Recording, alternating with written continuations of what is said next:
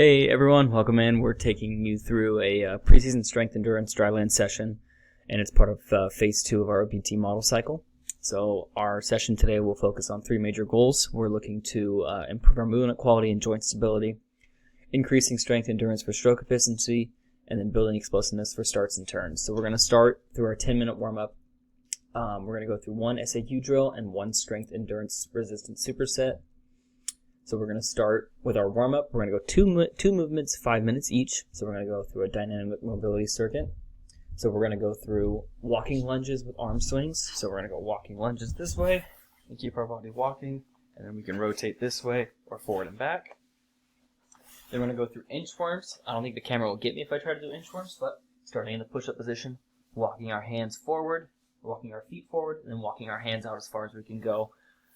Don't include the push-up in that. We're not working there yet. And then we're going to go through our world's greatest stretch. So we're going to go down into the lunge position here, hand on the floor, and reach up that way, keeping the core tight, keeping the hips flexed, okay? We're increasing our core temperature there. We're opening our hips and shoulders, and we're preparing our streamlined positions to keep our core tight. So, moving on, we're going to go through our lower body and shoulder activation. So we're going to go lateral steps with the band. So I'm going to have the band around my ankles. We're going to step out this way, step this way. Make sure we're moving both directions to make sure that we're getting both hips side there. We're going to go band against the squat rack here, Against the squat rack here, we're going to go some kickbacks. So we're going to bring our glute nice and tight, right up to the top. Kind of warm up the glute area there. And then we're going to go with our external rotations with the bands. So we're going to go 1 set here, 1 set on the other side. I want the band up top. We're going to go 1 set here, 5 to 10, 1 set here, 5 to 10. So we're going to wake up all of our stabilizers there so we can move cleanly through our strength work. So moving on, let's get into our SAQ drill. We're going to go with our resisted sprint starts. Since starts and breakouts really do define championship level swims, we're using our resisted sprint starts. So we're going to start here in our track position. And we're really focusing on not a necessary track position, but more of a on the blocks position. So 1 foot forward, 1 back. You don't want them super far apart. Reaching down to the ground, and then when the whistle is blown, we are exploding from here, making sure we get a good first 5 yards. We're going to perform about 4 to 6 of those, each about 15 yards with about a 1 to 3 work-rest ratio. So the focus here is explosive hip extension. We're talking about a quick first step, so getting that first foot here, and then staying tall and driving forward. And I want you to really think about diving off the blocks. This is kind of the same mechanics with the same intent. So. Then we're going to move into our strength endurance resistance superset. So, which is the backbone of kind of our phase 2 program here. So we're going to start with our first one. We're going to go with a barbell front squat. So barbell will sit up top this way.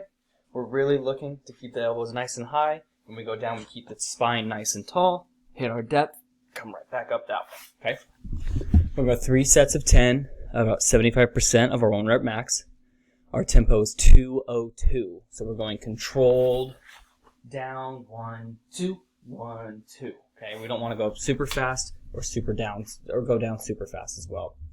So we're looking at building the legs and core strength we need for very, very powerful push-offs when we do our flip turns, we do our open turns, and then keeping our body stable during the race. So longer distance swimmers, this one's kind of for you.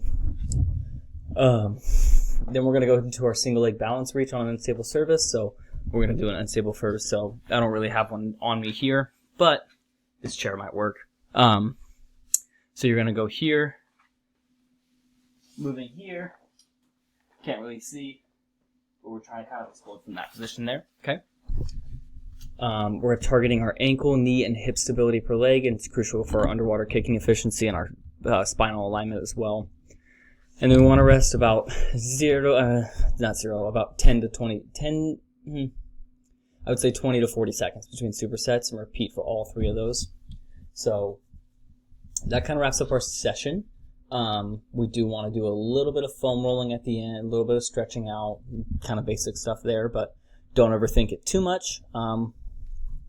We'd really be looking for this endurance kind of work here, so nothing too fancy in this workout. This phase 2 is kind of about building a quality movement under moderate load, and then just improving our stability. So for our longer distance swimmers, this is a really good workout for you guys. And then this cycle kind of sets up the power that we'll develop later in the season when we're getting down to that. So thank you very much.